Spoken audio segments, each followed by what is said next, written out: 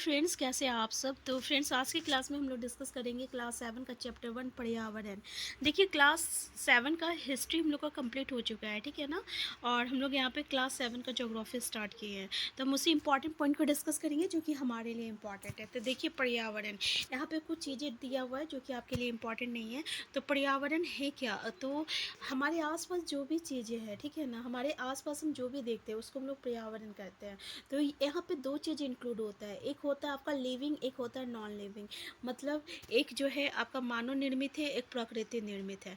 जैसे कि अगर हम देखें तो पर्वत हो गया, नदी हो गया, पेड़ प्राणी हो गया, ये प्रकृति की देन है, ठीक है।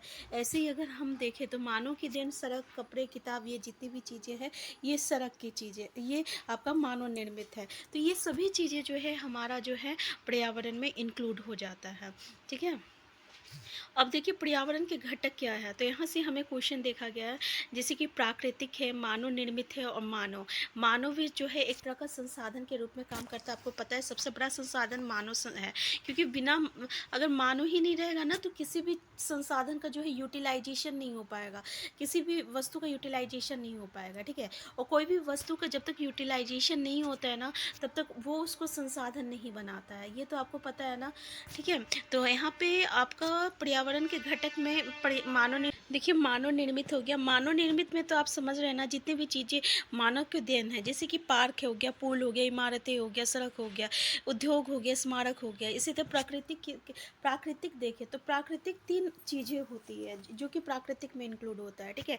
एक होता है जलमंडल, वायुमंडल, स्थलमंडल और सजीव।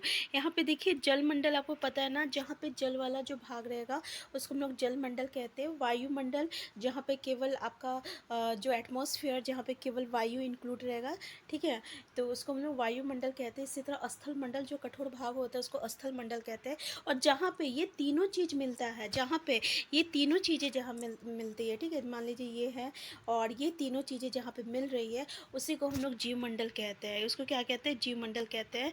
और जीव मंडल या जीव मंडल, और यहीं पे जो है लाइफ आपका पॉसिबल रहता है, ठीक है। तो ये आपका ये प्राकृतिक की घटक है, ठीक है। तो यहाँ पे मानव में क्या क्या चीज़ें आता है, जैसे कि व्यक्ति आता है, फिर परिवार होता है, परिवार से आपका समुदाय बनता है, फिर धर्म बन आता है, फिर शैक्षणिक आता है, आर्थिक आता है, राजनीतिक स्थिति आती है। तो ये सब जो है मानव के घटक है। अब ये समझ में आ गया सजीव क्या होता है, असजीव क्या होता है, ठीक है। जितने भी निर्जीव पदार्थ है वो अजीव में हो गया, जितने भी सजीव प्राणी है वो जीव में आ गया। मानव निर्मित और प्रकृति क्या है, ये आपको समझ में आ गया है, ठीक है ना। तो यहाँ पे ज़्यादा डिस्कस करने की ज़रूरत नहीं है। यहाँ पे देखिए, ये क्वेश्चन तो आपको सीटेट में भी पूछा गया है कि पर्यावरण मतलब इन्वायरमेंट होता है, और इसका उत्पत्ति जो है ना एक फ्रेंच शब्द एनवायरोनर और या एनवायरोनेर से हुआ है, जिसका अर्थ क्या होता है? पड़ोस होता है, ठीक है। प्राकृतिक पर्यावरण, जैसे कि प्राकृतिक पर्यावरण में मतलब जितने भी जीव जंतु होती है जो मिलकर प्राकृतिक पर्यावरण बनाता है, ठीक है। जैसे कि भूमि, जल, वायु, पेड़ पौधे, जीव जंतु सभी मिलकर प्राकृतिक पर्यावरण बनाते हैं। स्थल मंडल, जल मंडल, वायुमंडल, जैव मंडल, तो अभी हम लोग डिस्कस कर चुके हैं ना, ठीक है। तो जो ठोस पार्ट होता है और या कठोर ऊपरी परत होती है, उसी को हम लोग स्थल मंडल कहते हैं पृथ्वी का। इसमें क्या क्या चीज़ आ जाता है, जैसे कि चट्टान आ गया, खनिज आ गया, है ना, मिट्टी की पतली परत से ढका होता है। यहाँ पे पहाड़, पर्वत, मैदान, घाटी, ये सभी जितनी भी स्थाकृति होती है, ये सब हमारा किस में आ जाएगा? स्थल मंडल में आ जाएगा। तो स्थल मंडल वो क्षेत्र होता है जहाँ से हमें वन मिलती है, कृषि करने के लिए ज़मीन मिलता है, मानव बस्ती के लिए हमें भूमि मिलता है, पशुओं को चरने के लिए हमें घास मैदान मिलता है, ठीक है। ये खनिज संपदा का भी एक स्रोत होता है। खनिज संपदा का भी एक भी स्रोत होता है, मतलब कि अगर जितने भी मिनरल्स है ये तुमको स्थल मंडल से ही ना मिल रहा है, ठीक है। इसलिए ये खनिज का भी जो है एक स्रोत होता है, ठीक है। अपने घर एवं स्कूल में आप जो पानी प्रयोग करते हैं वो कहाँ से आता है? हमारे दैनिक जीवन में पानी के विभिन्न उद्योगों की, अच्छा ये चलिए कुछ इम्पोर्टेंट नहीं है, ठीक है। इसी तरह अगर हम लोग देखें तो जल का क्षेत्र, जल के क्षेत्र को जलमंडल कहते हैं। और अब ये तो पता है जलमंडल क्या होता है। वायुमंडल हम आपको बता चुके हैं कि पृथ्वी की चारों ओर फैली वायु की पतली परत को ही वायुमंडल कहते हैं, है ना। तो देखिए पृथ्वी का गुरुत्वाकर्षण बल अपने चारों ओर से वायुमंडल को थामे रखता है, ये तो आपको पता है।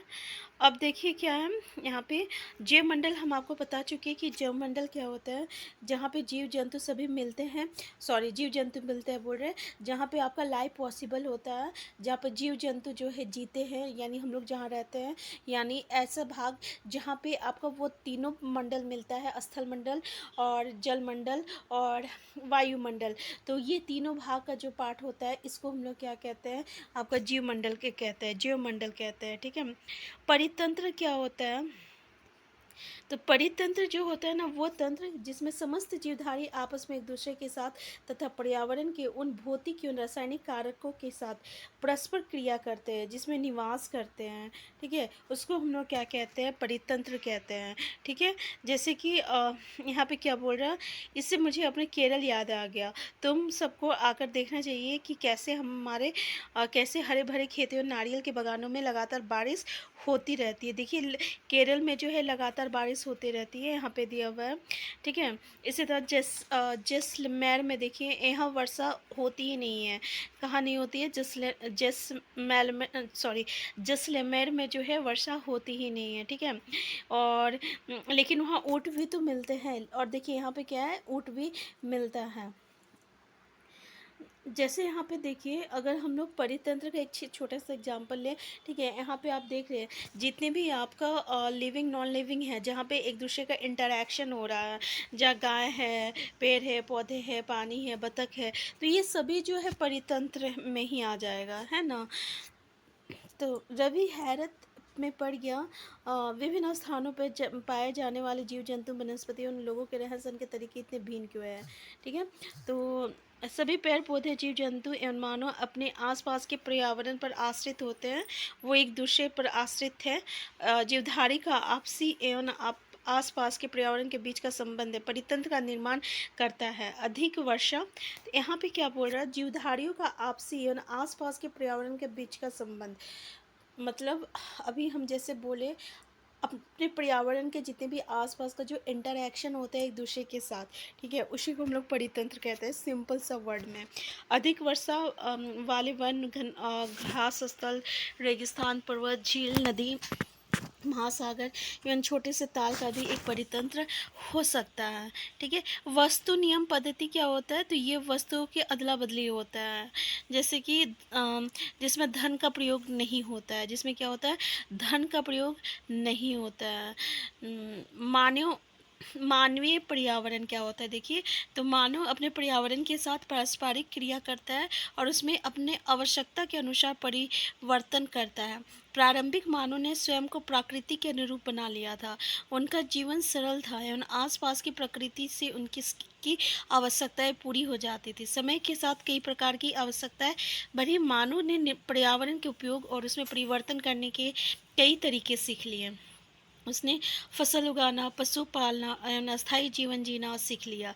पहिए का आविष्कार हुआ, आवश्यकता से अधिक अन्न उपजाया गया, वस्तु विनिमय पद्धति का विकास हुआ। देखिए यहाँ पे व्यापार आरंभ हुआ एवं वाणिज्य का विकास हुआ, ठीक है, वस्तु विनिमय पद्धति का आपका क्या हुआ, विकास हुआ।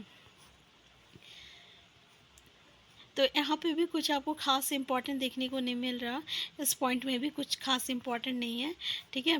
मतलब ये वस्तु विनिमय पद्धति मतलब क्या हुआ, जैसे जैसे लोगों का डिमांड बढ़ने लगा, नई नई चीज़ें का जो आविष्कार हुआ, इन्वेंशन हुआ, जैसे कि वॉशिंग मशीन आया, ठीक है, लोगों के डिमांड से फिर लोग जो है वॉशिंग मशीन में कपड़ा धोने लगे।